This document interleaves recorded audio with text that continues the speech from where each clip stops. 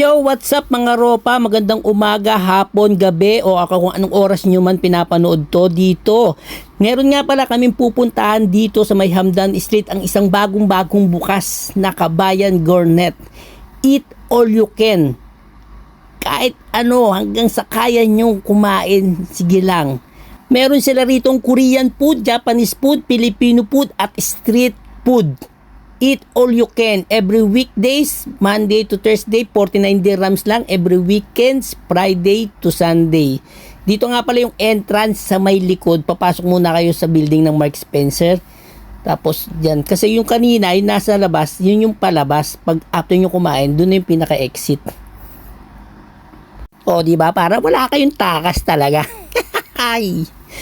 Ayan, papasok na kami. Medyo maraming tao. Kanina pa nga kami naka-reserve nga dyan. Kaso nga lang, sobrang daming tao. So, tinawag kami kung mayroon ng vacant. Ayan, pagpasok mo pa lang, siyempre nakalatag na agad sa'yo yung mga pagkain. Merong balot. Merong basta mga iba-ibang klaseng ano yan eh. Mga Filipino food dyan dito sa area na to. Panay Filipino food dyan, mga ulam yan. Pumunta nga pala kami rito ng 6 o'clock, 6 p.m. Kaya medyo maraming tao. Matagal din kami nag-antay.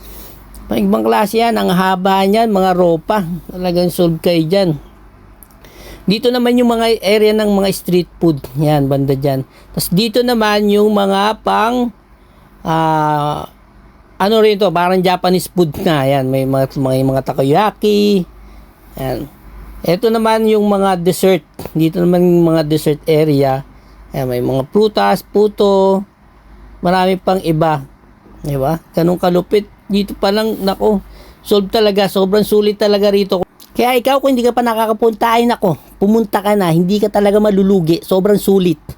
Paano? Kain muna kami, ako talaga, gutom na talaga ako. Mga ropa, kung nagustuhan nyo tong vlog po, huwag nyo kalimutan mag-like at subscribe sa aking channel. Please lang, maawa na kayo, joke lang, okay lang.